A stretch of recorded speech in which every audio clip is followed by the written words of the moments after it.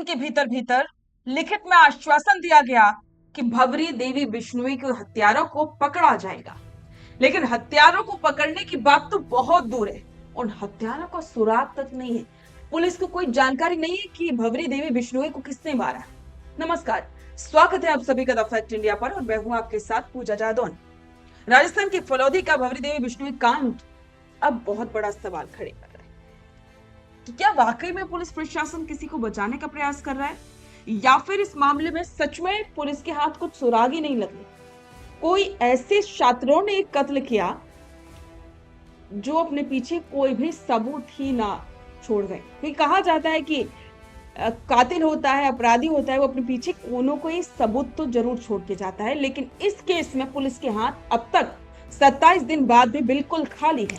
तो चलिए विस्तार से समझते हैं कि इस मामले में अब तक क्या कुछ चल रहा है। जोधपुर फलौदी के लोहावट क्षेत्र में हुए दिल दहला देने वाली भवरी देवी बिश्नोई हत्याकांड को करीब एक महीना यानी कि 27 दिन बीत चुके हैं, लेकिन राजस्थान पुलिस और डीजीपी स्तर की एसआईटी के हाथ आज भी पूरी तरह से खाली है।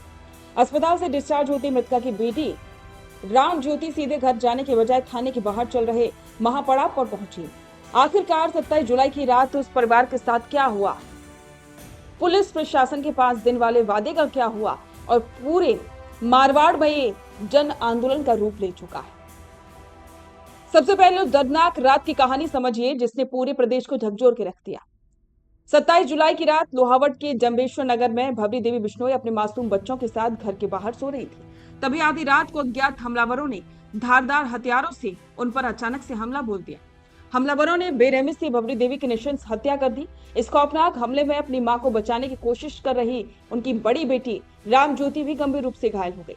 राम ज्योति को लहूलुहान हालत में जोधपुर के एमडीएम अस्पताल में भर्ती करवाया गया, जहां करीब 25 दिनों तक आईसीयू और वार्ड में उनका इलाज जारी रहा। हमले के निशान उनके शरीर पर ही नहीं बल्कि उस मासूम के जहन पर हमेशा के लिए छप चुके। 25 दिन तक अस्पताल के बिस्तर पर दर्द सहने के बाद जब राम ज्योति को छुट्टी मिली तो उसने घर जाने से इनकार कर दिया। वो सीधे लोहावट थाने के बाहर चल रहे धरना स्थल पर पहुंची। पट्टी और गहरे जख्मों के साथ जब वो धरने पर बैठी और उसने पूछा कि मेरी मां के कातिल कब पकड़े जाएंगे, तो वहां मौजूद हर आंदोलनकारी का गुस्सा 7वें आसमान पर पहुंच गया। ये सिर्फ एक बेटी का विलाप नहीं था, बल्कि ये राजस्थान की कानून व्यवस्था और पुलिस प्रशासन की कार्यशैली पर लगा एक बहुत बड़ा सवालिया निशान था।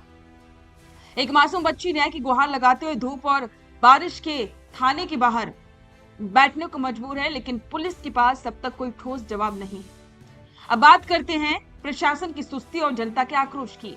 घटना के बाद पुलिस प्रशासन ने परिवार वालों से और ग्रामीणों को 5 दिन के भीतर मामले का खुलासा करने और हत्यारों को सलाखों के पीछे भेजने का लिखित आश्वासन दिया था, लेकिन वो 5 दिन का वादा सिर्फ कागजों में सिमट के रह गया। प्रशासन के इस रवैये से नाराज होकर के 6 अगस्त से लोहावट थाने के बाहर अनिश्चितकालीन महापड़ाव शुरू हुआ। पूर्व विधायक कृष्णाराम बिश्नोई सहित 100 से ज्यादा लोग आमरण अनशन पर बैठे, जिनमें से कई की तबीयत भी बिगड़ी।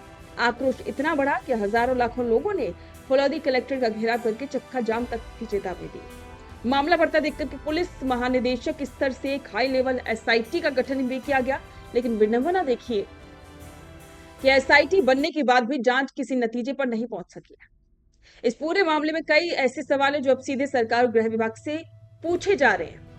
आधुनिक सर्विलांस फॉरेंसिक टीम एसआईटी होने के बावजूद 27 दिन बाद भी पुलिस अंधेरे में तीर क्यों चला रही है?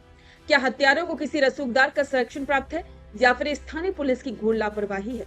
अगर एक मां के कातिलों को पकड़ने के लिए पीड़ित परिवार और जनता को महीनों तक थाने के बाहर धरना देना पड़े तो आम आदमी की सुरक्षा का दावा कितना सच्चा है? मारवाड़ की धरती आज उस बेटी के आंसुओं का जवाब मांग रही है। जब तक भवरी देवी बिश्नोई को न्याय नहीं मिलता और कातिल सलाखों के पीछे नहीं जाते, तब तक ये जनाक्रोश थमने वाला नहीं दिखाई देता है। और फिर से बहुत सारे सवाल हैं सबके जहन में कि आखिरकार कब तक हत्यारों को पकड़ा जाएगा। इस पर आपके विचार कमेंट बॉक्स में साझा करें और बने रहें द फैक्ट इंडिया के साथ। सुनो सुनो सुनो भैया, विधायक को तो जानते होंगे, सांसद को तो जानते होंगे, मंत्री संतरी मुख्यमंत्री, लेकिन अब समय आ गया है पार्षद की बात करने का। अब समय आ गया है मेयर चेयरमैन की बात करने का।